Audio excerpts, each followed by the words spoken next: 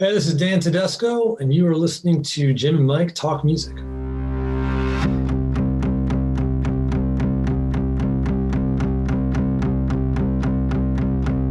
Do you want to know the truth? I saw it playing solitaire on its phone during lunchtime, its eyes fixed in a stare. Across the table was a good time. In its eyes was the proof. Maybe I can introduce you. Do you want to know the truth?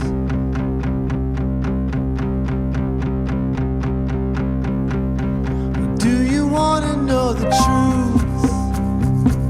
I heard it isn't very kind. That it means you any harm, but it always speaks its mind. Come and see me in the morning before the sky is bruised. Today we have a special guest with us. He's a singer-songwriter based in Iowa. Since 2009, he's released 6 studio albums, several live albums, and many standalone singles. In 2019, he toured the U.S. to support his album American Darkness. And in 2020, he created a revolutionary new music platform to showcase his new music, live performances, and member-only music experiences. Let's welcome to Jim and Mike Talk Music, one of the hardest working musicians out there, Dan TEDESCO. And there's the crowd. So how are you doing today? Thanks for having me, man. I'm good. Good. Things are slowly warming up here, so it's getting more tolerable in Iowa. What's the weather like there? I mean, I'm in New Jersey, so it's been actually pretty warm. Today's not a great example. It's back into the 40s and raining, but it's been getting into the 60s and 70s. Things are starting to come to life outside a little bit. So I don't know much about Iowa. Do you get snow there at all? Oh yeah, we got dumped on this year. Oh, okay. It was probably one of the snowiest years that I've experienced in the Midwest in recent memory. You grew up around Chicago or near Chicago? Yep.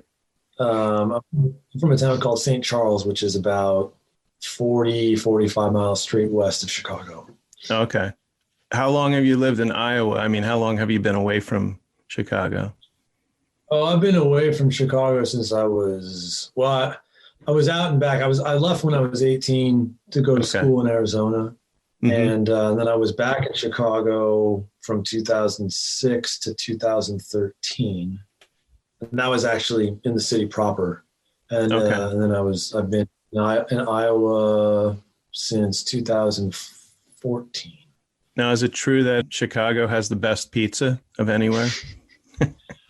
Actually, so my family's from New Jersey originally, not myself. I'm a person that's not. I grew up spending a lot of time going back and traveling to the East Coast.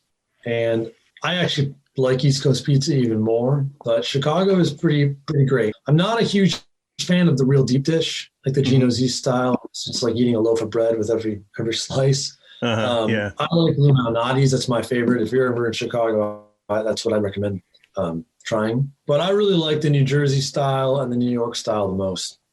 You're mostly a songwriter, guitar player, piano, but you can play many other instruments, I think. So tell me, when you were a kid, maybe the first instrument you took a liking to or started to play? Yeah, I started on the piano. I was real little. I think I was just right around 5 when I started. Everything really sprung from that. That was my first introduction to any kind of performing in music. And the guitar, when? Yeah, from piano, I ended up playing violin for a couple of years after that, when I was elementary school. And then I started playing guitar shortly after the violin, which would have been sometime in like early junior high. I started playing guitar when I was 11. So I still play piano a ton, as you mentioned. I haven't played violin in a long time. I would imagine that my bow technique is not quite up to par. It might not sound so great, but I can still figure out where the notes are. I know how they lay on the fretboard or the fingerboard. So I could probably get that back if I had some time to spend with it. But that one's not as much in my life these days. And then obviously the guitar is my primary instrument. Yeah, I remember my first instrument was the clarinet in school. Oh, yeah. How'd that go? Not well. I didn't play for too long. And then I always would try an instrument, but realized, I guess you have to keep at it to master it. I bought a saxophone, I remember one time, from Sears. The Sears. Sure. Yeah. Well, the thing with wind instruments, in particular, they've got such a sharp or steep learning curve just to be able to get somewhat of an acknowledgeable sound out of. So to get past like the dying animal tone, you have to get a certain amount of technique down, which takes a while, especially if you're relatively young, like the patience to get through that, it's not something that comes super easily. So even with the guitar, there's some things you have to get sort of past, just the pain on your fingertips from the strings, and just some of the even just having the strength in your fingers to push down a string. Oh yeah. And those things people don't think about. Like there's like some stages you go through just to be able to actually get the instrument to sound. Which is why piano is so great, because you can just sit down, hit a note, and boom, instantly it sounds good. Yeah. So for a little kid. Yeah, the wind instruments are.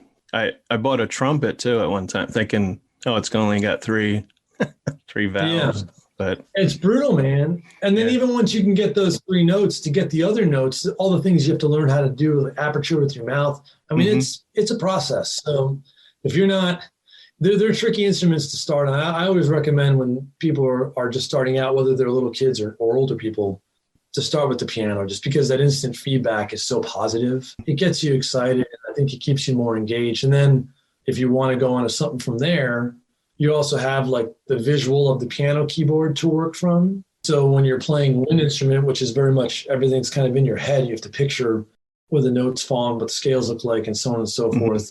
You have that picture of the piano keyboard to go back to, and it gives you a really nice reference point to kind of bring from. So piano is a good gateway into the music world. So what were some of your musical influences when you were growing up? Like when you were a teen? When I started playing guitar, I was 11, so that would put us at 1993. Okay. Which was kind of an interesting time to be starting to play guitar, because that instrument was sort of crushed at that point in mainstream music with the advent of the whole grunge movement. So I was listening to a lot of classic rock. I mean, like on the radio at that time, at the classic rock radio, would have been playing things from like the 60s and 70s. So that was a lot of guitar-driven music, Led Zeppelin, the Who, Floyd. I mean, you can go on and on with who that would have included. I do remember at that time, like the 10 record by Pearl Jam was only that came out in like 91, I think. Yeah. That was only a couple years old. And Mike McCready was playing all kinds of crazy guitar stuff on that. I mean, he was pulling all kinds of like Stevie Ray Vaughan and Jimi Hendrix licks out. So to have that on the radio and be something that was relevant, I was maybe a little young for it, but I loved the sound of it. So I definitely spent some time with that album. The first guitar solo I ever learned was from Two Princes by the Spin Doctors. Oh, okay. And that guy, I forget his name. He's a great player. I spent a lot of time with that solo. Not that those were massive influences. I mean, the reason I picked up a guitar was because of Eddie Van Halen. They were, at that time, the For Unlawful Carnal Knowledge record had just come out, which was not like a lot of great songs that I still love on there. But in terms of like the Van Halen catalog, that's not one most people put up very high, just because it's a little bit more commercial. It's not like the early stuff they did with David Lee Roth, which I certainly went back to and spent a lot of time with. Eddie Van Halen still is a huge influence on me as a guitar player and kind of as a musician in general. Did you ever see Van Halen in concert? Yeah, I got to see them in 98 when they did the Van Halen 3 thing with Gary Cherone, which I find some things in that I liked, but a lot of people would probably say that I never really did get to see Van Halen. So I got to see Eddie. That was cool. To see him do his thing in person was something pretty special. But like my parents grew up on a lot of like 60s pop music, so I had tons of Beatles that was being played around me, and the Beach Boys, and guys like Paul Simon and James Taylor, music that you look back on it now, it was such an interesting time because the level of musicianship along with the level of commercial success, kind of something that's still, you don't really see that anymore. Like that was a very unique period where the best like technical musicians were also the most commercially popular. At that era that I was exposed to by way of my parents was a pretty amazing thing to have in my ears as a kid when you're super impressionable. So that's what I grew up listening to. And Springsteen and things. I mean, that was never far, being with the family in New Jersey. And I think the 70s were like all over the place. Unique. Oh yeah. It's crazy, man. Yeah. I mean, to have something like Frank Zappa going on at the same time that you had some of the pop music that was going on at the time, and it was all happening, and it was all relatively, I mean, back then, of course, the channels to access music were few and far between, but that range of music was being broadcast through those minimal channels. I mean, today you can find that stuff, but you really have to dig. I mean, it's out there, but you have to dig for it. And you can find it much more easily than I think you could back then. I mean, then you had to go dig through record bins and try to find stuff that looked cool with a cool album cover or something that you'd heard about. Yeah. I mean, with Apple Music, I don't know. I think it's more accessible through like Apple Music or Spotify or stuff like that. Sure. It totally is. It's just a different thing now. I mean, you can go find anything you want to check out, which is super incredible. Yeah. And you can do it all on your own motivation, I suppose, versus having a DJ say, "Hey, this is something I found. Go check it out." It's just a different way that it moves now. But I think it's great that there's record stores popping up again. I started collecting vinyl maybe 3-4 years ago again, buying stuff that I had when I was a kid or a teenager, stuff that I had sold, and now I'm buying it back again. Yeah. Yeah.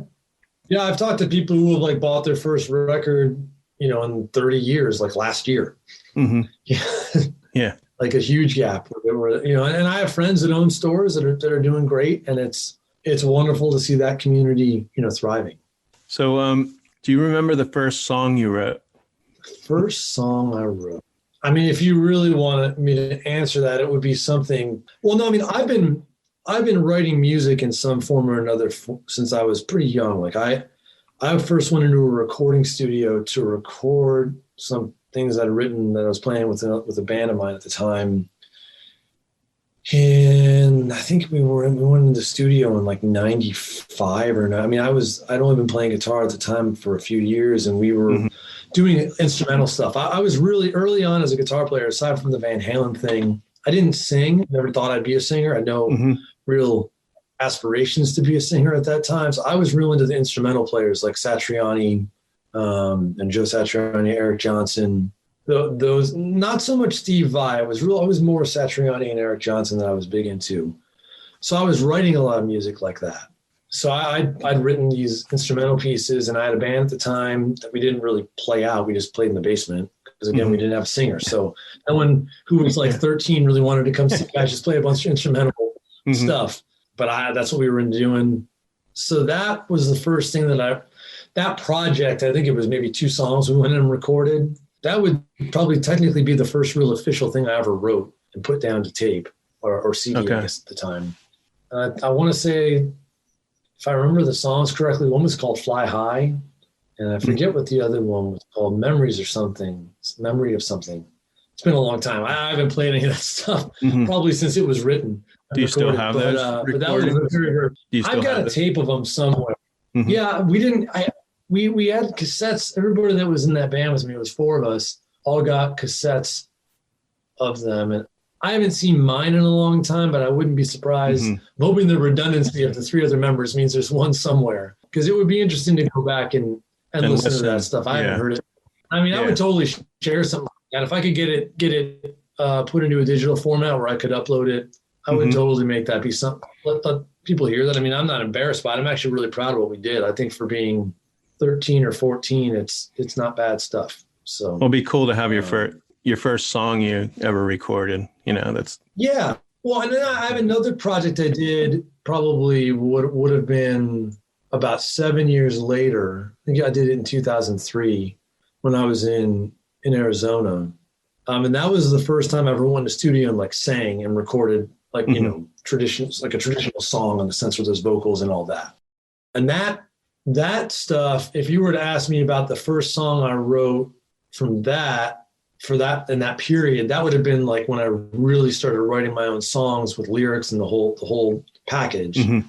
There is, I think it was a song called Forever Change. And if I remember correctly, I wrote it after seeing Springsteen on the Rising tour in 2002. And this was an interesting period because I've been, again, doing mostly instrumental music. Then I was playing guitar in a band in college that was somebody else was singing, and I was just singing some harmonies and playing a bunch of guitar stuff. And I was studying jazz.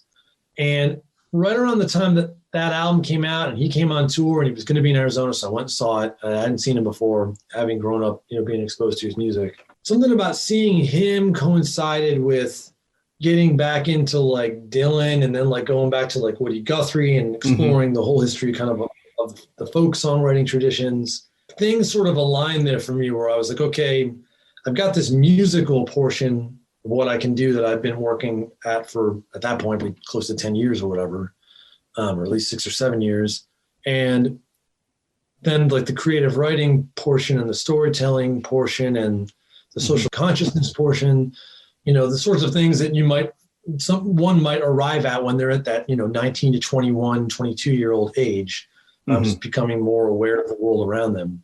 That started to come into focus, and they sort of all aligned right after seeing that concert. And I got much more interested in songwriting, started writing some really, really bad songs, but, you know, doing what I could to start to hack away at that and synthesize those different pieces of what I've been doing, you know, musically and creatively. And then I had a friend who owned a hookah lounge, of all places, that I managed to convince to let me come sit in the corner and play some songs on like a Saturday night for an hour or two. I had a friend that had a PA that did a bunch of DJ gigs, and he let me borrow it when he wasn't busy. And that was kind of how I first started performing those songs. And then I had a studio in Arizona. There was a guy that taught some engineering classes at the school, audio engineering classes at Arizona State, where I was going to school. And I think he made a deal with me where, like, if I helped him move a B3, which weighs like 600 pounds, from his house back to his studio, he would let me record like 5 songs with him for a couple $100 or something. Like, it was a huge discounted rate. And he was being super, super nice, just being helpful, because he knew I was interested in getting into doing more of this stuff. And that was kind of my crash course into recording. I mean, we went in for a couple of days and brought some friends of mine in for the jazz program to play with me. Had these 5 or 6 songs that I'd written that I thought were somewhat okay.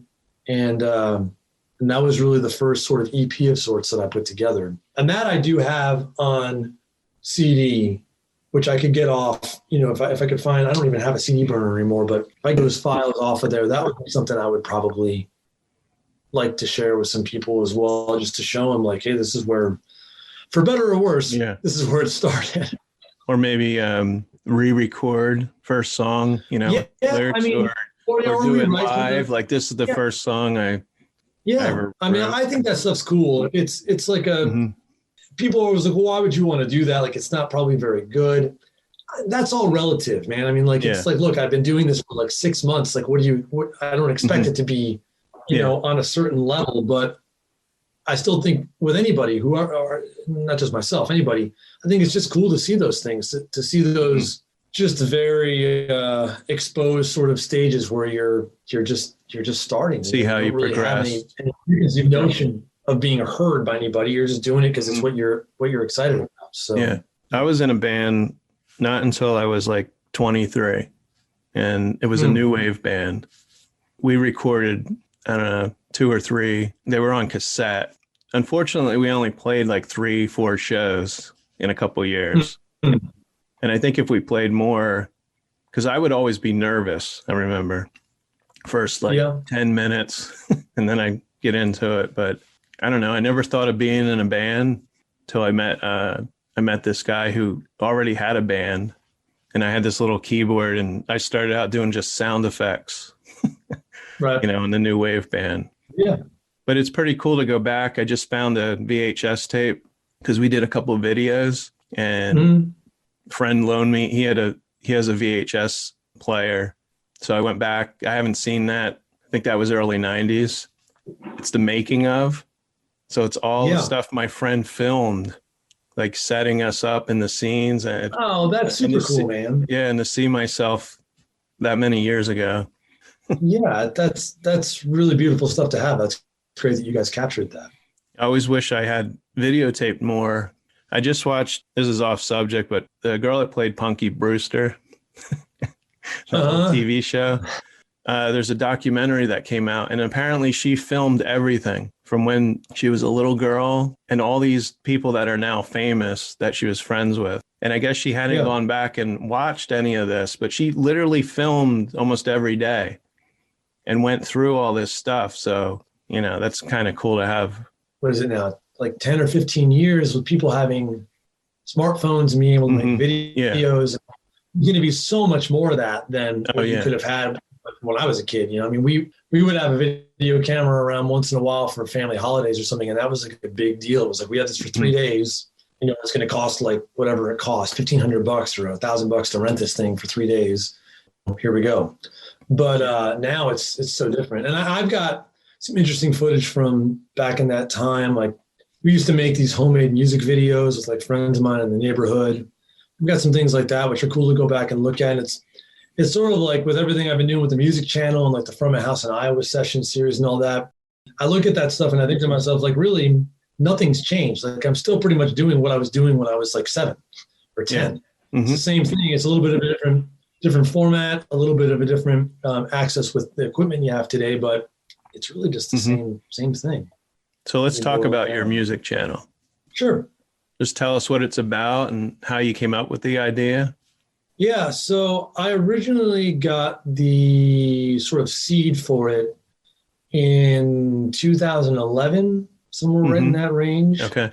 And I built, actually at that time, with a friend of mine, a real sort of sloppy version of it that was much more cumbersome than how it works now, which is probably why it ended up only lasting for so long, because it was not super functional for me to make it work on my end from like an administrative angle. And I think it was just too cumbersome, again, for lack of a better term, for people using it to like have it be seamless enough that people did it regularly and actually interacted with it. And it required passwords and some other things, which I managed to get past now at this point. So I had that for about a year, built into my website, and ended up shutting it down. And since that point, never forgot about it. I'd say this to people all the time. Like, I thought about it probably almost on a daily, at least it feels like almost on a daily level since then, because there was something about the idea of harnessing all these different pieces that are now out in our world, whether it be YouTube or Facebook or Instagram or emails or the streaming sites with Spotify and Apple Music and all these different things, where as an artist, you're constantly having to put your stuff on there in the hopes that you're going to generate these huge numbers of people either discovering you and going and buying your record, or going and buying a t-shirt on your website, or coming to a show, or whatever it may be. And it's just the more and more I thought about that, I'm like, man, you're just playing all of these as an artist, you're playing these massively unbalanced percentages of chance that you have to do it every day constantly, or else you just get trampled and crushed by everything going out there. And so the way I started looking at it was like, how can I take that audience and that way of connecting with my audience and turn it back around and bring them through those places, those respective platforms that I just mentioned, to me, where I can connect with them in a much more meaningful way for all of us. And that's where the channel was born, was to create this sort of hub of sorts that I can connect with people through a weekly series of emails, which I call broadcasts, essentially what they are.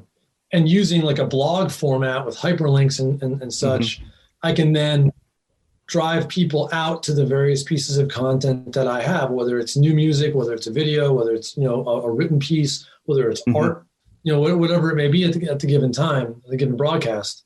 And so then it's such a much more direct, simple way of doing things. You don't have to log in somewhere. You don't have to remember to go to some page. You don't have to remember to follow me on Instagram or keep up with stuff where you're just getting, just people are just throwing content at you constantly. I'm going to come to you every Monday night at 8:00, and it's going to be there every week. And I know that you might not sit down like anxiously waiting for it at 8:00 on Monday night, but it'll be there. I made a folder, it said Dan TEDESCO, and then I put them in there if I don't get the watch, right away. So they don't get lost in my email. That's a great way to do it. But I think it's a great thing through the email. All you have to do is click on the link, either takes you to YouTube or and eventually, no passwords, nothing like that. No, it's super. It's designed, and the big thing too is that you can use your phone.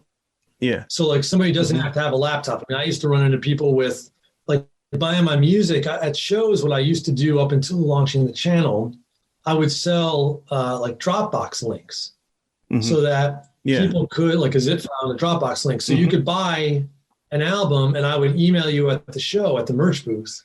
You get that link, you go home, open the thing up and listen. But this is even better because here you could sign up to the channel at a show, for example, get your welcome email, which has a link in it to go to the archive of the DTMC, where, which is something you can access at any time. But for new people, it takes them right there.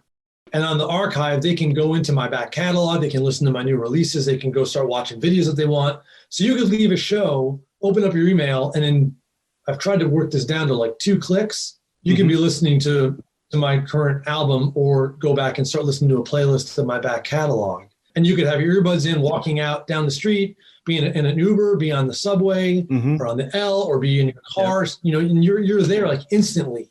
And there's, other than maybe looking somebody up on Spotify, which, of course you can do, this is like you own this now. You own this connection to me. You can download the music if you want to. Everything's available. So you can stream it if that's your preference. You can download it and you can put it into a playlist on iTunes or whatever, however you want to handle it. It gives people the freedom to interact with it however they most like to.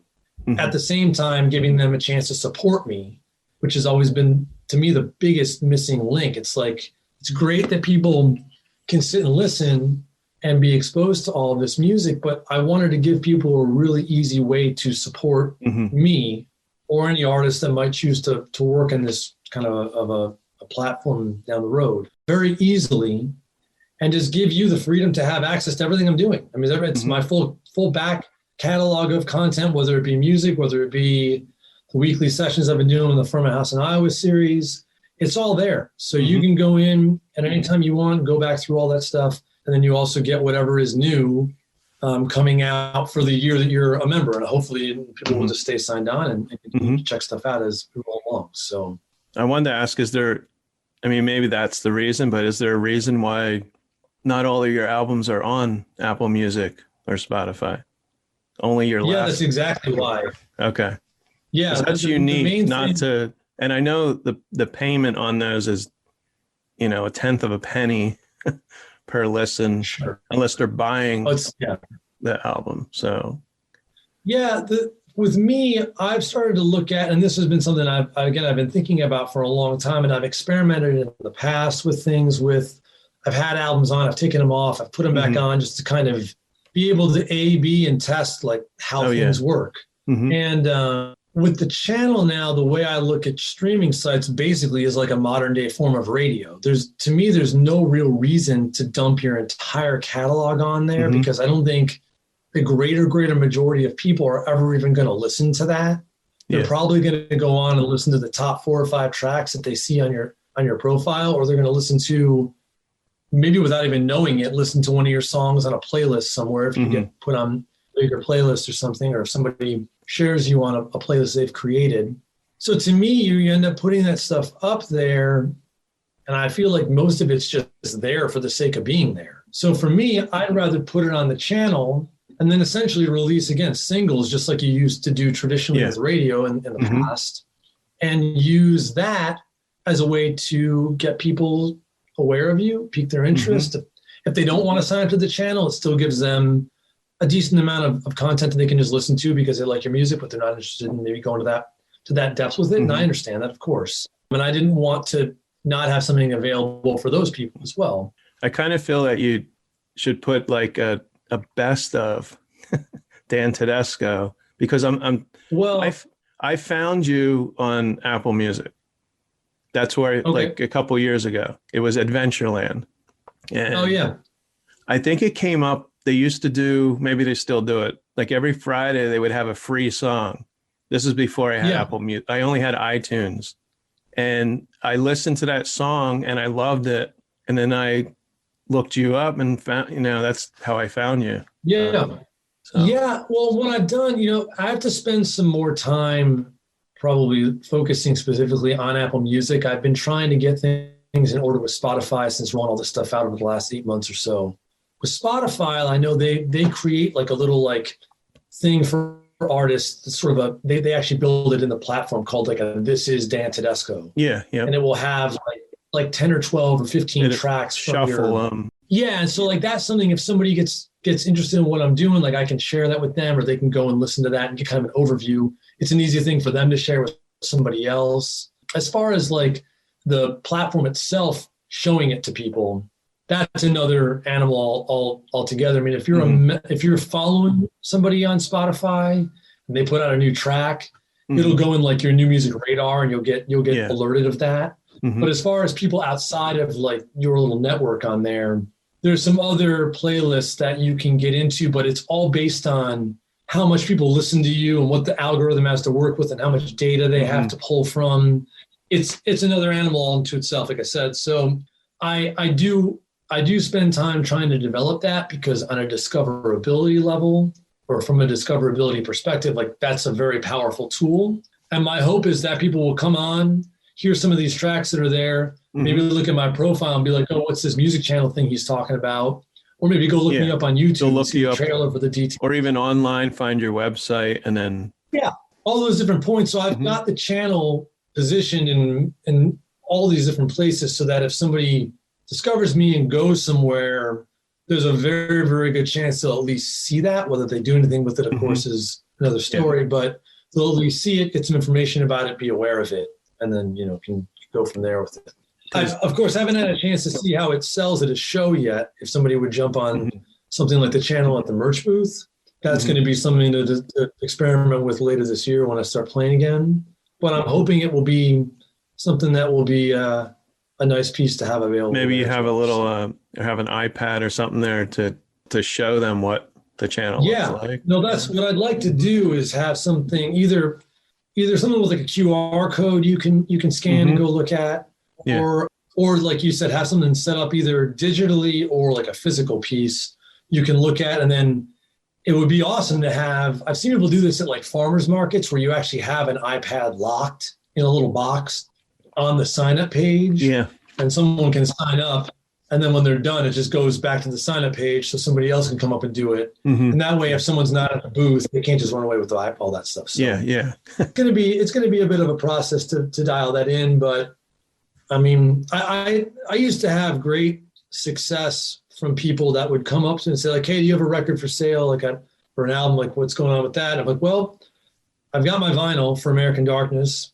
You can get my full catalog. At the time when I was doing the Dropbox thing, I would sell a package of like, my 4 albums for like $30. Well, that's what I got. People would do it all the time. And instead of being like, well, instead of paying $10 a record, I'll just give you $30 and get all 4 of them.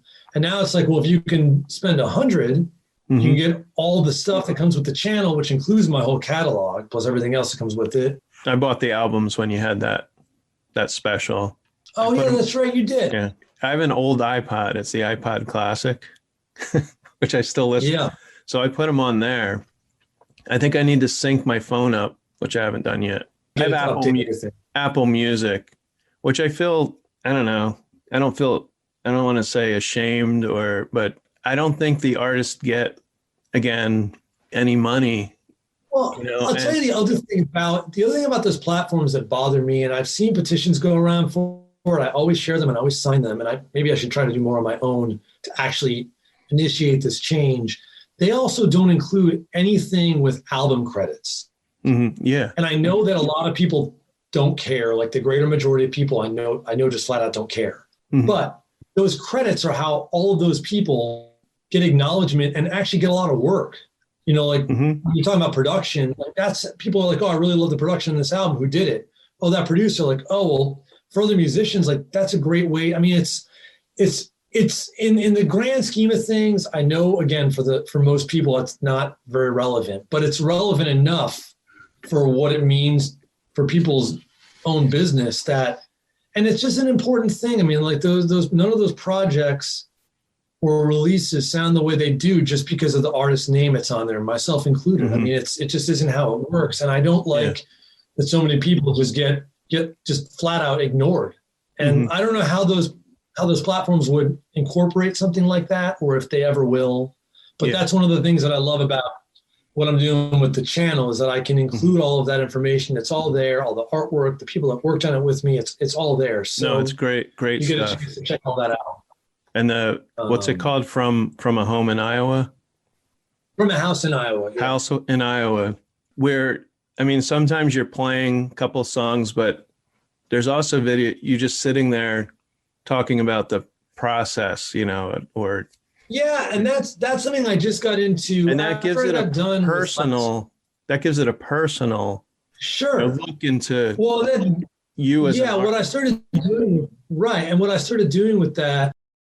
So it started out as just a live stream thing, even before the channel was launched last year when we were in the pandemic, and I was live streaming every Sunday night. Yeah, I watched that. And then when the channel opened up, I was like, well, I'm going to move those shows onto the channel. And then I started doing it on there. And then after I got into a month or two into the channel, I started making some of those videos, just discussions about various pieces of my back catalog as they became kind of introduced onto the channel. So I'd take 1 week and I'd just talk about, like, this is the story behind how a particular record came to be. And then I started thinking, like, well, you know, just playing songs every week is not that exciting for me. I'm sure it's not that exciting to people that are checking out the channel with me. I was like, it'd be kind of cool to maybe just do that once a month. Yeah. And then the other weeks start to explore, like you said, some other pieces of the creative process.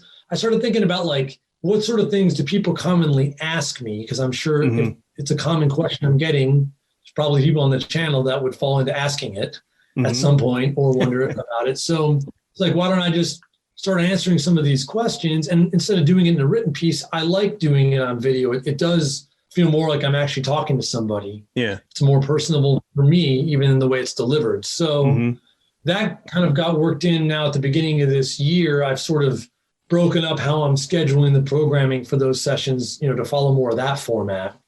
And it feels good. I like the way that I like the variety of it. And it gives me something a little bit more interesting as well to sort of think about each week that I'm working on. And then the performances end up being once a month, you know, 2 to 4 songs or something.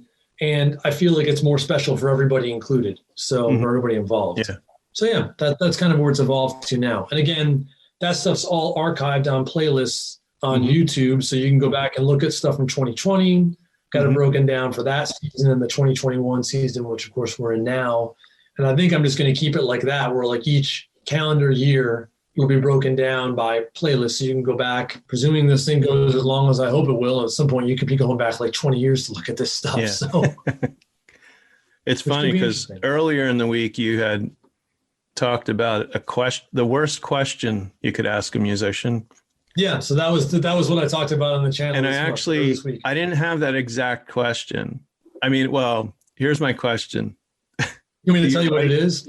You write the lyrics first and then the music, or a combination of the two? And I know that's the question. That's the question. It was freaking funny that I saw that. Like, wait a minute, I got to cross this out. Yeah. But I want to. I know each song is different. Maybe it comes from a dream. I want to know, like, where's maybe the oddest place a song has come to you? Like, I know as far as a musician and a writer, it could just come to you anywhere.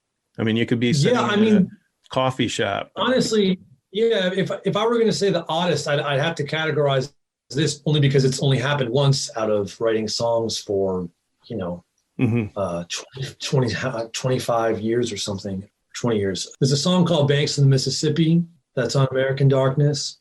And I actually wrote that in my sleep. So it's funny you mentioned the thing about coming to the dream, because that literally did. It's the only time it ever happened. And I always joke that I wish it happened more because it made my life a lot easier. But yeah, that song, I woke up It was when I was living in Chicago early on when I moved back there. So probably like 2006 or 7, something like that. And I woke up and had the lyrics and the melody and pretty much had an idea of what the chords would be. And I sat down and typed it out and played it. I was like, that's a good song, and it's done. Wow. And I started playing it out fairly quickly after that to see how, and people were always very drawn to it. And every album I ever made, well, my first real official record, Staring at a Green Light, came out in 2009, and we recorded it in 2008. So that song, Banks of the Mississippi, would have been like a year and a half old or something at the time. People were like, oh, is that song going to be on the new record? I'm like, no, it didn't really fit. My next record, is Banks of the Mississippi going to be on Tracks on Fire? No, it didn't really fit. Is Banks of the Mississippi going to be on Death in the Valley? No, it didn't really fit. Although it almost made it on that one because it could have fit on that record. And then when I got to American Darkness, I was just like, not only did that song, was it the perfect fit for the album, but it almost spurred an entirely different production style for the record, which would have been this sort of like 60s Miles Davis, Columbia jazz era thing with like upright bass and some muted trumpets and maybe like a dark sort of a tenor tone on sax and these real sparse sort of like this sort of dark atmospheric jazz treatment of the songs as opposed to how that record turned out. So Banks of the Mississippi, also being that it's the river that runs through the heart of the country, you think about that record, kind of the narrative of the album, it had a very kind of poetic element to it that could have almost even been the title track of that album if I hadn't written American Darkness, which just trumped it in terms of being a title track. But that one finally made it. So, I mean, here it is. I wrote the song in my sleep, and I didn't do anything with it until basically a decade later. Were you dreaming about writing a song, or you dreamt about what the song was about? No, I just woke up with it in my head. It wasn't like I had this imagery no, it was my memory of it was I just woke up and boom. I don't know how it happened or why. I wish I could figure out what I drank or ate or something that did that because like I said, it would make things easier if I could just make that happen every morning, but it doesn't go that way. So you have, am I correct? You have 6 studio albums. I wasn't sure about the Dan Tedesco 2. Is that so if you count, I have to think this through myself, man. Well, here I have. I'll read them and see if I'm right. Okay. Staring at the Green Light, 2009. Tracks on Fire, 2011. Death in the Valley, 2014. Dan Tedesco, 2015. So the Dan Tedesco one's a double record. So that's 1 and 2 ended up being combined together. So that's 4 right there. Okay. And then American Darkness. American Darkness would be number 5. That would be 5. And then if you counted what I'm releasing right now, which is a live album on the music channel, that would technically be number 6. Okay. And then I've got a couple EPs. Who Knows How Long This Will Last, which came out kind of as a companion piece with American Darkness just over a year ago, top of 2020. And then Dopamine, which I launched the channel with. Yeah. Second one. I have 12 songs here. You don't have to go through all of them, but tell me a little bit about each song. Is there a certain angle that you're looking for? I'll keep it brief. I mean, just like the creative process, like anything about the song. Let's see. Okay. So these are my favorite songs. Okay, first one we have Bound for Glory, which is off your first album.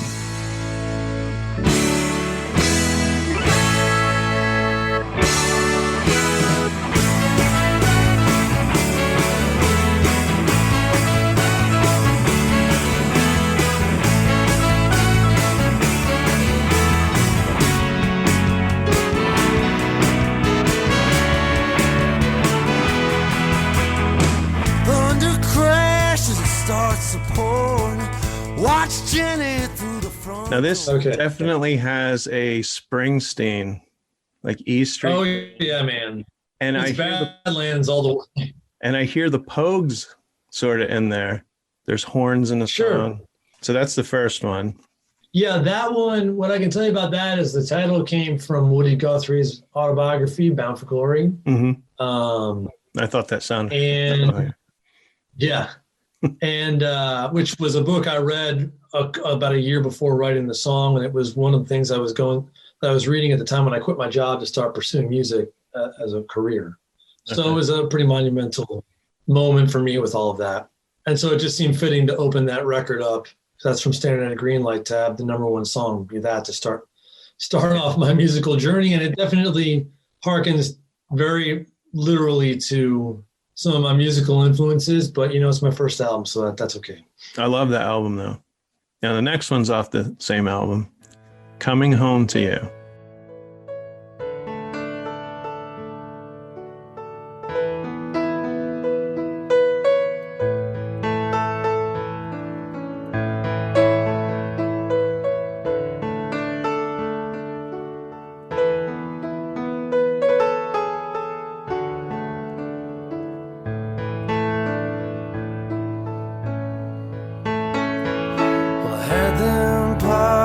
My dog taste and press my dress screens. I'm laying in this whitewash room, waiting on my transport and trying to sleep. Well, they say I got maybe 2 days, and it's a miracle I'm still alive.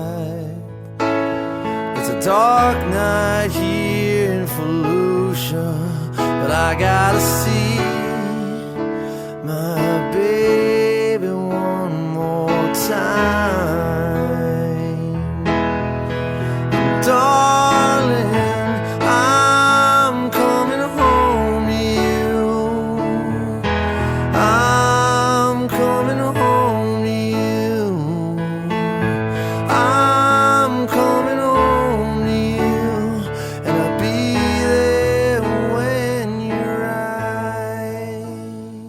Now, at first, I think I know what it's about, but I'm not sure. It's a guy who's on leave from the war, coming home to see his girlfriend or wife, but he's having night terrors, and he's in a coma, and then he dies. So I don't know if it's pretty dark. if he kills himself. And I'm telling you, it's one of the saddest songs I've ever heard. I actually teared up listening to it after, really listening to the lyric. I'm coming home to you and I'll see you when you rise. Yeah. So it sounds like he passed away. He can still see his girlfriend and he's waiting for her the day when she passes. And that's interesting. I had not thought of it from that specific angle you just mentioned there before, but that totally works. I purposely wrote that song to be ambiguous. I've never liked storytelling that just clobbers you over the head with this literate sort of thing where it doesn't let the listener get involved at all, which is a Springsteen thing. And I grew up, those are the guys I learned from. So, and not just him, I mean, he gets it from other people as well, but it's just a storytelling device that I have always found to be pretty powerful. So that song, I wrote that right before I moved back to Chicago. I was in LA at the time. I moved to California for about 1.5 years before I came back to Illinois. And I wrote that in my apartment. And I think at one point I was traveling back and forth to visit an old girlfriend at the time. And I think I started writing it literally about going to visit her. Mm-hmm. And then it went into a deeper place from there. Yeah. I went somewhere else with it. We were dealing with the conflict over in the Middle East at that time. Mm-hmm. And I was frustrated with the fact that more people my age weren't more engaged with that. And I wanted to tell the story about the way a lot of people's lives at that time went. Mm-hmm. And I think it was, you mentioned Fallujah or something. And yeah. I mean, it was a direct reference to that sort of topical event at the time. Because again, I wrote that in 2004, I think. Mm-hmm. The piano, it's just the lyrics and the piano just make you weepy. Yeah, and when I first wrote it, it was written on guitar, but when I played it on piano, it was very clear to me that was where that song belonged. I don't get to play that one a ton, just because to do it right, I shouldn't say this. More recently, I've been able to play songs like that. Earlier on in my career, I played a lot of places that were too noisy. Mm-hmm. There wasn't enough focus from the audience, and there wasn't the right environment to perform something like that in. Mm-hmm. Yeah, I play a lot more like listening focused rooms these days, like places like City Winery and things like that, where you can absolutely do that. And I can pull those songs out on a given night much more realistically than I used to be able to. But that one takes a lot out of me to play, so it's got to be in the right environment for it. So then, Looking for a Girl Like You from Tracks on Fire. I've been looking for a girl like you. I've been looking for a girl like you.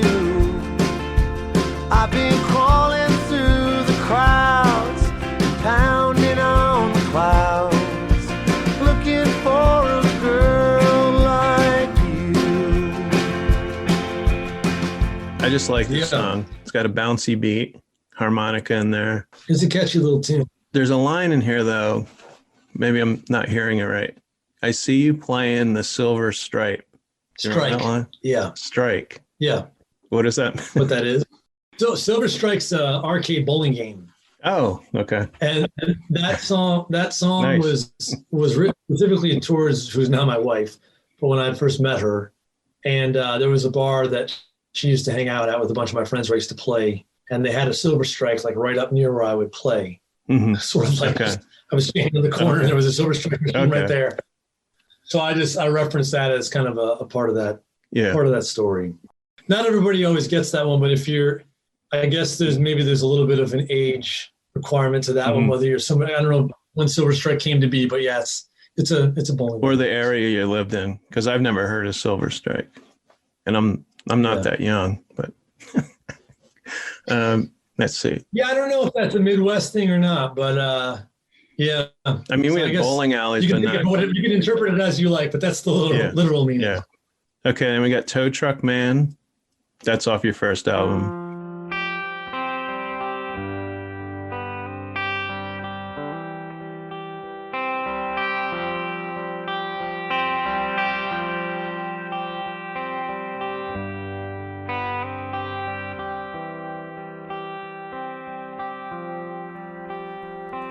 My parents had the moments. My mom packed my lunch each day.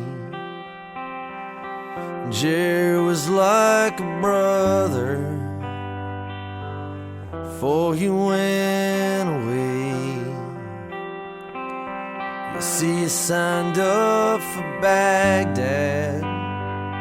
I remember watching him pack.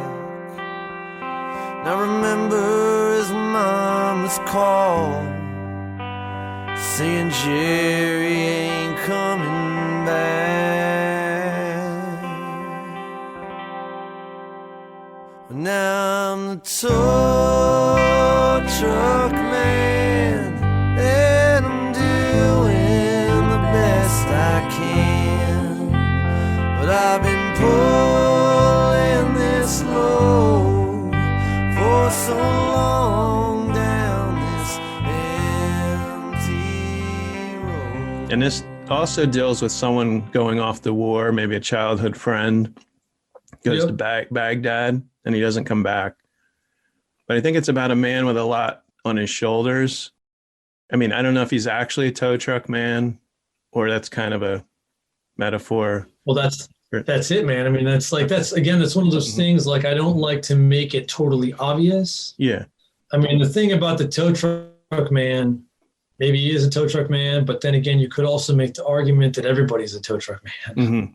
And that's a universal thing. Everybody's dragging something. So that's where that song sort of, there's a little twist there, because there's some references at certain points, to like, going to pick up like a broken down 98 Ford, like you could be like, well, maybe he really is just a guy out working the night shift driving around a tow truck. But it's certainly written with the metaphor in mind that it's not just about the truck he may or may not be dragging behind.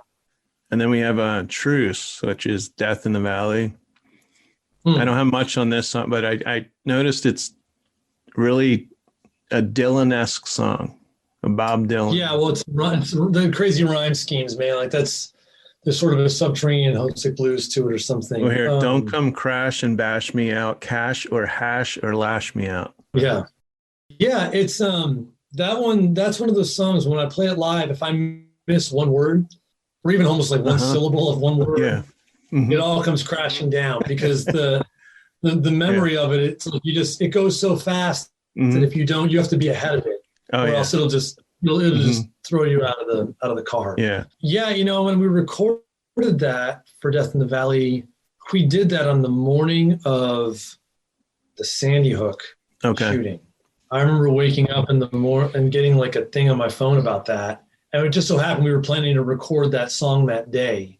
And the truth can certainly be seen to have, I guess, some darker elements to it. But I've always considered that song to be actually like kind of a peaceful protest in its own way. With that in mind, a pretty powerful song to track on the day that something that violent happened in our country. And I play that song pretty much at every show ever since it's come out. That's usually towards the end.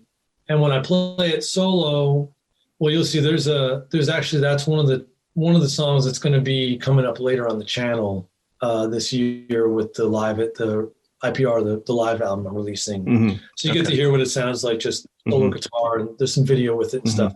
It's an intense song to play. It's good you play it a lot though, because then you remember the lyrics. Right? If you play it. Oh, yeah. Like if I were to try to sit down and play it for you right now, I might have a hard time because I haven't performed that one in a while, but usually that one's ready to come out at any given time. Yeah. So then we have Miss America. And the heels on her shoes are broken. Dirt was in her hair.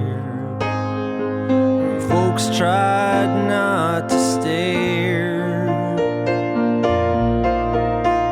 so I bought her a cup of coffee and a bar of soap. I hope she don't lose hope. And she just drew up her knees and started rocking in the breeze to the rhythm of a rattling car. And I wanted to say, but I did not know the way. Miss America,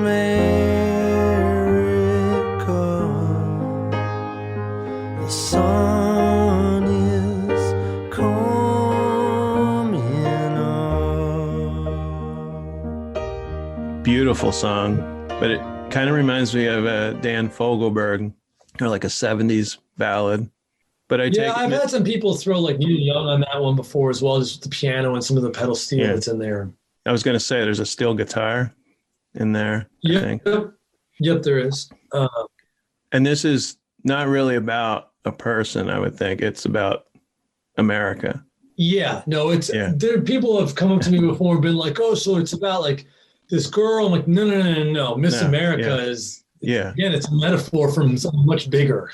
Yeah, and so that's an interesting song because I can position it in a set list, in a live setting, or if I was going to put together even like a compilation, like where you put that song, it's very much like a resounding voice against other things.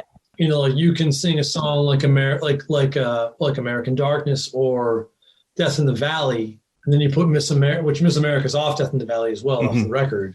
But against that particular song, it's a statement. It is. I mean, it's very much when you have the sounds of pedal steel and the chord changes, there's a kind of a Jackson Browne element to it even. It is very melancholy, but when you listen to it, at least what I hope you get from it is very much more of a hopefulness. And then we have Closing for the Season, Death in the Valley again.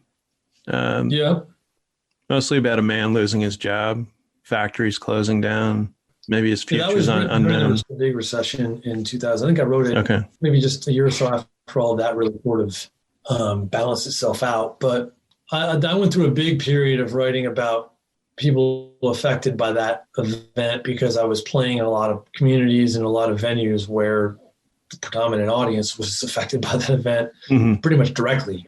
So I watched people's lives just get totally flipped upside down, and Closing for the Season definitely is one that that speaks sort of to that.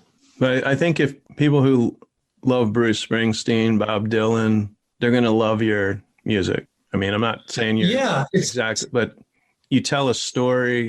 The songwriting's really, really good. I want you to keep going with this list of songs, but to that point, I'd be curious to ask you something.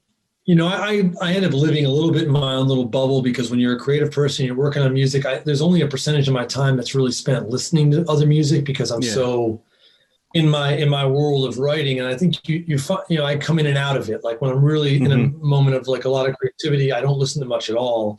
And then I kind of come out of that space, and I look around a little bit of what's going on, and I try to explore what people are doing a bit. I try to find other people or other artists specifically that are my age that do what you're talking about. And I know that they're out there, and I don't mean to sound so naive to be like, well, I don't know who these people are. Where are they? I know they're out there, but I would like to know who they are, because the one thing that concerns me a little bit is like the two guys you just mentioned, Springsteen and Dylan, they're older artists. I'm 38, and most of their demographic is probably in their 60s and 70s. Nothing wrong with that or anything, but I try to look at like people my age that are into that kind of writing. Like, who are they listening to? Because they're not listening necessarily to them. And I don't know, like maybe it'd be somebody like Jason Isbell, which is a little bit more of like a country thing than where I fall in my mind. Although he has some stuff that goes a little bit more on the rock side. But I don't know.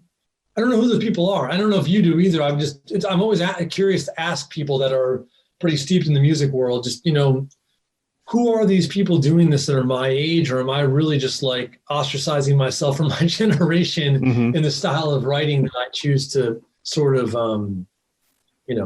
exist in? Well, the only person I could think of, but he's like, I think he's in his 70s now, is Willie Nile. Yeah, right. More I've of a actually tried to open for Willie a couple times. Okay. Yeah.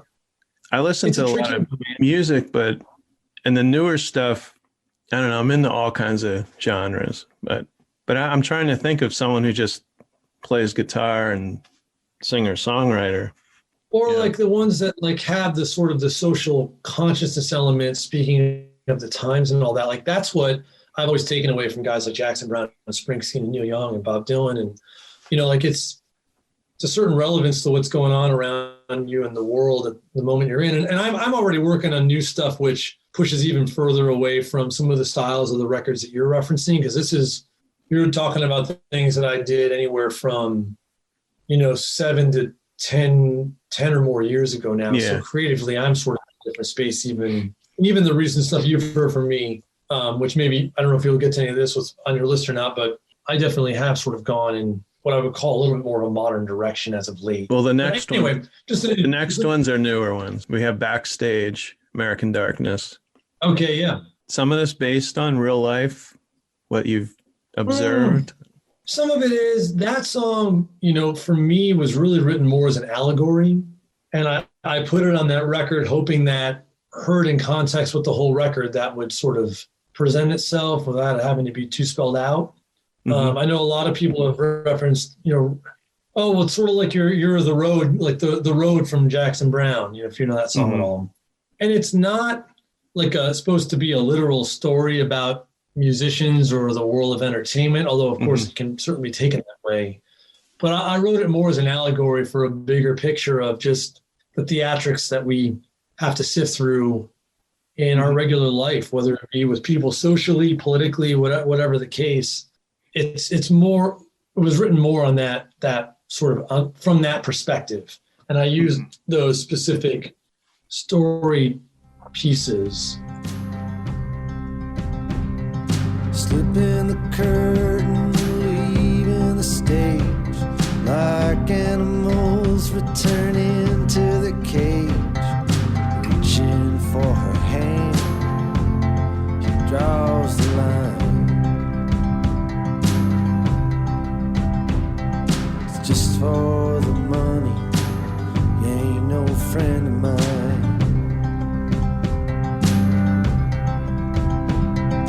Makeup's fading, promises breaking away.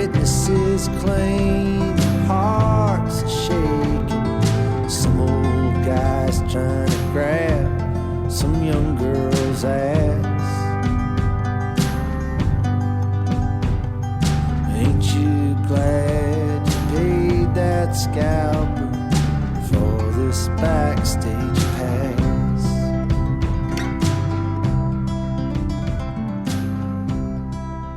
I mean, you didn't see some old guy trying to grab some girl's ass?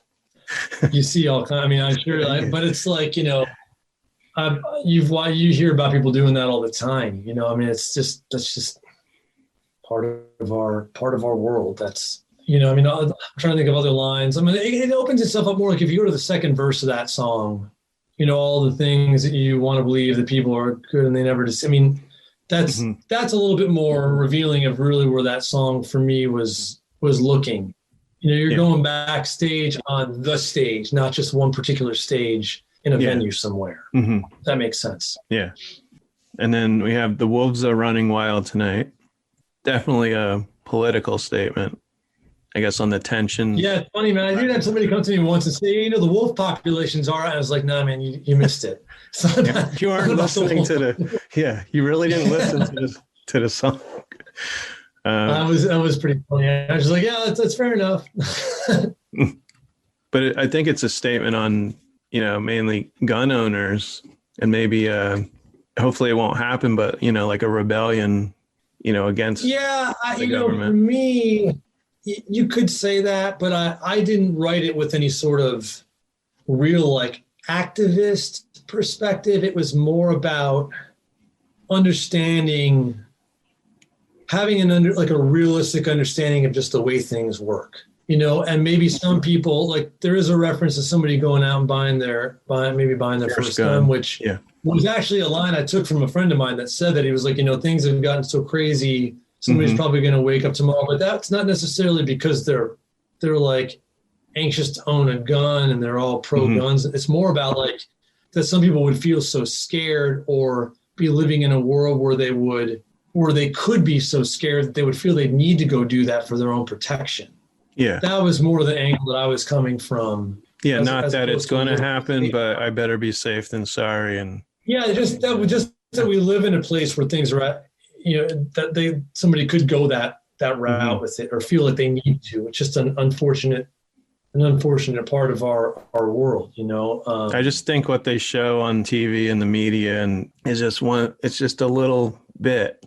The real world is not nearly as bad as people are led to believe. I mean, the world's actually doing quite well on like a global level. I've just been reading some books recently all about that. It's actually a pretty good time to be on the planet, despite all of the things that are out there. Just you hear about all the bad things, and you hear about it so often that it feels like that's all that's happening, and it really is. I think there's a lot of good things more so than bad, but they focus. Oh yeah, yeah. Well, and the world's so it's obvious now. I'd say if you're not an intelligent person, you're following. You nailed it, buddy. Or you're getting up. You know, I believe people get up in the morning and they figure out what they're going to boycott, what they're angry about, and maybe they won't live that long. You know, but you know, you got to wake up. It's happy, I think, about what you have, where we are. Yeah, there's just so much coming at you right now in the media, and it's all a certain shade, you know, of what's really going on in the world. But that's all. It's very easy for that to be all that you experience or interact with if you don't actively avoid it and try to see the real picture. And that stuff's not hard to find. You have to be willing to look for it. Yeah. And I try to remember that that's a perspective that I've been spending a lot of time writing about currently on some stuff that will probably be my next album. We'll leave more for that later. Yeah. So next we have this came out last year, Truth. Yeah. I think the guitar sound, that actually goes exactly along with what we're talking about. Okay. I think the guitar to me sounds like a heartbeat in the song. And that's cool. You get some what do they call it? Back mastering or no, the backwards, where I flip the audio backwards. Yep. Yeah, there's an organ part that comes in the bridge that's all flipped backwards and sort of creates this really kind of trippy drone sort of a tone. I like your songs with like you said, they're not really about one thing, or they're kind of a mystery sometimes, like the wordplay in this song. Sure. Well, truth was, I got this idea from wherever. I don't know where it came from, but I got the idea to like personify truth. Mm-hmm. So almost treat it like a person, like you're referencing a person, an idea. Although you are also sort of referencing an idea. And so then when you could start to think about it as a character, and what kind of a character would it be? In our world, I feel like these days it would be a pretty isolated, sort of lonely person that not a lot of people actually interact with. So that's kind of where that song starts off. Yeah, well, you say in the beginning he's playing solitaire. Yeah, exactly. Well, what kind of a person plays solitaire? There you go. Yeah. So we have 2444, which I love. This is an instrumental. And actually, it's funny, man. I'm gonna interrupt you for 1 second. That actually might be the first thing I ever wrote, now that I think about it, because that predates just about everything that I mentioned, even by like a year or so, that back way earlier in our conversation. Mm-hmm. I wrote that on a friend's guitar when I was learning to play the Rain Song by Led Zeppelin. I have it, which is in the same alternate. Yeah, it's in the same alternate tuning. I have it typed. Has kind of a Led Zeppelin sound. Oh, it totally is. I mean, figure out what song it might sound like. Yeah, and that opened the alternate tuning that Jimmy Page used for that song. Like you can, which is the case with a lot of alternate like open tunings, you can play chords with one or two fingers. So I hadn't been playing guitar for very long, maybe a couple of years, and I got the voicing, or the fingering, the voicings for the chords to play that song, and I started messing around with it and finding other stuff that I liked. And this whole thing came about, and I got a lot better at playing guitar, and I added some other parts to it. I didn't write it all, having just been playing guitar for a year or two. I don't want you to get the wrong idea. But I got the initial sort of like main sort of theme and the melody and stuff. And then I used to play it with my buddy in the basement that I grew up playing with, who was just a drummer. And we used to jam on the thing all the time. Mm-hmm. And so I finally got around to the point not that long ago, last year sometime, where I was like, you know what? I should just record this. So I recorded the main guitar part, and then I added some other pieces to it, which were not from the original thing way back when. Yeah. But that goes back to the very beginning. It used to be called Kane County Limits, which was the county I grew up in, Illinois. Okay. And I changed the name just because when I got it finished and I had it mastered, the version that you're referring to, I sent it around to some friends of mine to listen to. And when they send you back audio from mastering, they oftentimes will send you like multiple files with different bit rates and different like audio resolution for different purposes. One of my friends sent back one of the versions that was like the audio information was 2444, which stands for 24-bit at 44 kilohertz. Yeah. And he was just like, oh, 2444 sounds really cool. And I didn't realize they didn't see the name of the track. They just saw that. Yeah. I was like, you know what? Actually, 2444 kind of has this like Blade Runner futuristic vibe to it, and there's some textures on that record that reminded me sort of that. Like it's kind of this melding of two different worlds sonically a little bit. So I was like, that actually sounds really cool.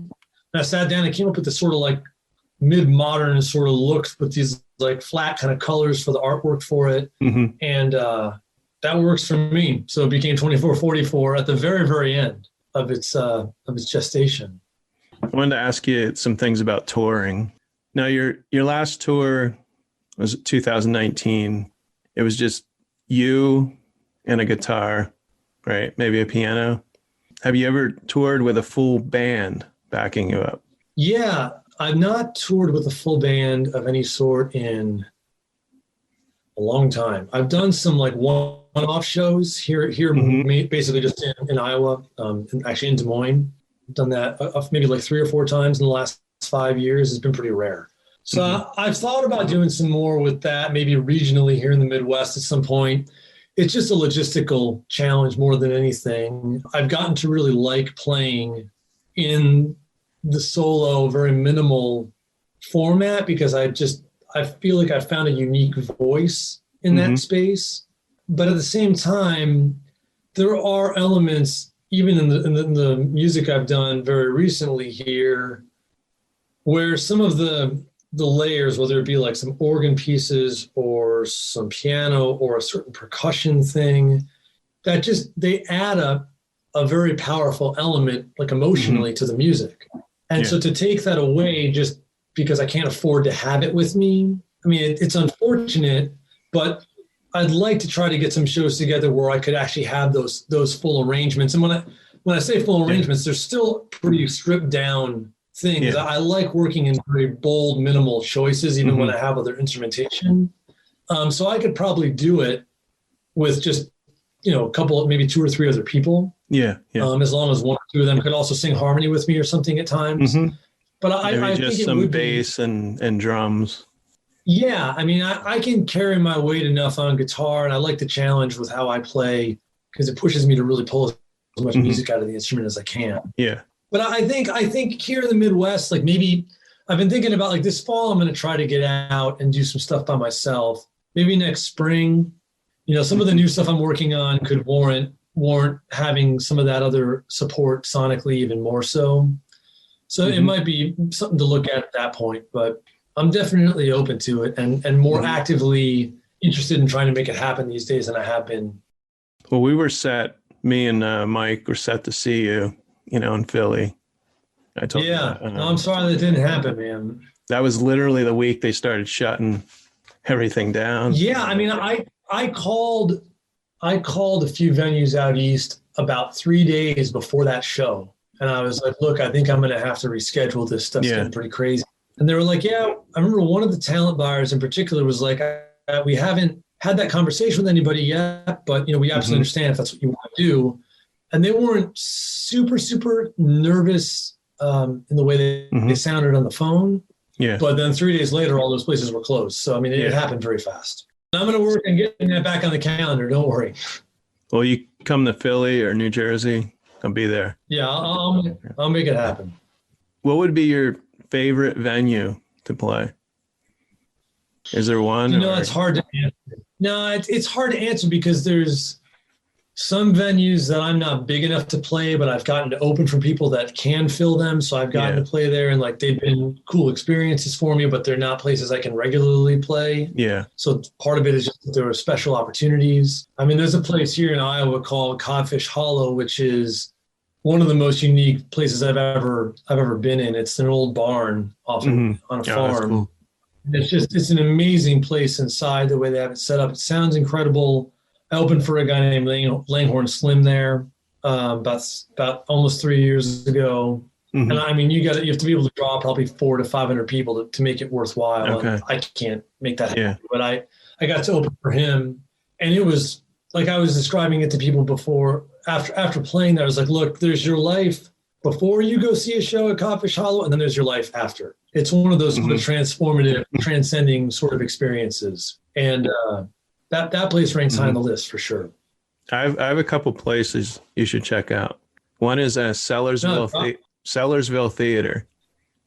Yeah, so I was actually going to come open for the Bodines there. Okay.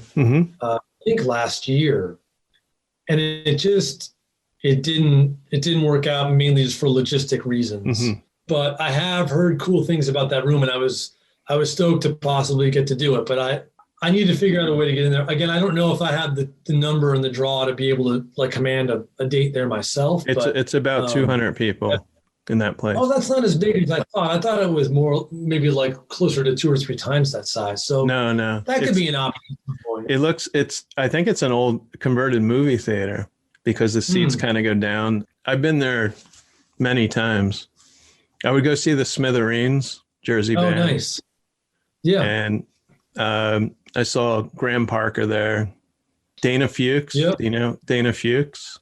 Oh, that name sounds familiar. I've definitely heard of her. I don't know if I've heard her stuff, but I know the name. We've seen her there a couple times. She kind of sounds like Janis Joplin. Very nice. Very energetic person. The first night we saw her, someone in the band was sick, the drummer, but she decided to still do the show. And it was just her and her guitarist. And she blew the roof off the place. Just her and the guitarist. So that's cool. That's cool. Now there's an event that takes place. I used to live in Bethlehem, Pennsylvania. And I lived a couple minutes from Music Fest. It goes on every year. It's 10 days of music. They have big bands there, but then also the smaller bands play on different areas. Sure. But they'll have hundreds and hundreds of bands in those 10 days. I don't know how many, maybe even 500. So that would be a good place, to showcase your music. Again, that's near Sellersville. I mean, it's like 40 minutes from Sellersville, but I think I'm an hour from Sellersville from here. So those are two places I would suggest. Oh, I'll definitely make note of that. I appreciate it. Just to get you closer. So yeah, well, it's pretty likely that Philly's not that far. So anyway. Yeah, I mean, I was supposed to be at City Winery in Philly. I'm fairly certain I'll get that back on the calendar at some point. I don't know if it'll happen. And I don't know. Things have definitely come around pretty quick here with like the vaccines and so on and so forth. I was originally planning on waiting until I had that done, which I thought might not be until more like this summer, and I'm scheduled to go next week. So good. Yeah, I had my first shot a week ago. Yeah, it's just this fall with everything opening back up, like it's going to be a really busy time for shows and a lot of competition for dates and things like that, as far as like from the artist perspective. So I'm going to do the best I can to get out as much as I can this fall, but I would think like places like where you're at, that might end up being like more like the top of next year, just for the sake of when it'll be a realistic option with planning and all that. And there's another thing I was going to ask you about. Have you ever heard of a series called Outpost in the Burbs? That was on my mind. I just thought of that.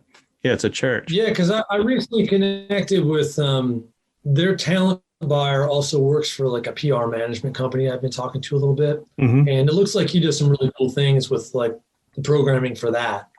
That's a great place. Be a cool thing to come out there. Yeah, I saw for something. And I also am friends with the woman who does all the marketing for them. So yeah, I've been there a couple of times. I saw the Smithereens there the lead singer passed away a couple of years ago, but I mean, I know the guys. I've known them for a while, but Marshall Crenshaw sings with them now. Yeah, and I opened for Marshall actually in Kansas City like a year and a half ago. And they also have Robin Wilson from the Gin Blossoms. Yeah. He sings too, not at the same time, but I've met him. That's really funny that you mentioned both those artists because I opened for the Gin Blossoms a couple of years ago. Okay. So.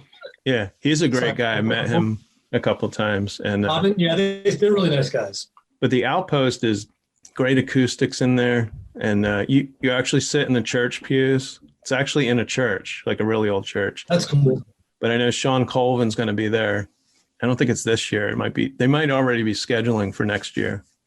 Well, that's what a lot of places are doing. Like they're announcing things for like very late this year. Like people are announcing shows for like November and December, and then into the beginning of next year. Because the other thing you have to remember, which a lot of people don't think about, and I get it, it's part of the reason why I'm only doing certain things even this fall as well, is I don't know when the capacity restrictions are going to be lifted, and B, when people will feel 100% about going in without them. Yeah. So you have certain artists that it's just not feasible for them to go to a place that they can only sell, half the room instead of the full room. So that's why a lot of people are waiting until like next spring, because they're figuring by then things should be really back to 100% capacity and people's confidence going back out and everything. So yeah, I have tickets to one concert so far in June. Hopefully it happens. It's the Happy Together tour. It's Chuck Negron, Three Dog Night, who we've interviewed, and Gary Puckett, and of course the Turtles. So hopefully that goes. Well, I've got a bunch of dates like on hold and coming together for like September through what'll probably end up being like September through like November-ish. Okay. And I'll announce it once things get more solidified with all the plans. But that's going to, like I said, mostly be within probably like a 300. Yeah, in your area. Yeah. Stuff that I can do either as a one-off or as like 2 or 3 days, just drive out and do them. And then the bigger stuff, I think I'll probably wait until things are more like back normal in the sense of like the rooms can be at their capacity and all that. So you have a website, of course, dantedesco.com. You're on Instagram. You're on Facebook. I'm on everything. Instagram. Okay. Yeah, Facebook. And then, of course, YouTube. Check out the music channel. So it was great talking. This was great, dude. I appreciate all the questions. That was a fun discussion. Yeah. Thanks, Dan. Cool, man. Okay. I'll talk to you soon, buddy. Okay. I've been kicking round the town of Moline on my own home since age of 15. I had a family, but they don't miss me. They left me on the banks of the Mississippi. Today's interview was recorded on Zoom and at Did You Say 7 Studios in Washington, New Jersey. Go to the YouTube channel for exclusive video content. Exit music by the band 99%. Today's show was produced and edited by Jim Thatcher. You can find Jim and Mike talk music on Apple Music, Spotify, Podbean, or wherever you listen to podcasts. The Songs of Truth, Bound for Glory, Coming Home to You, Looking for a Girl Like You, Tow Truck Man, Miss America, Backstage, and Banks of the Mississippi, used with permission from Dan TEDESCO.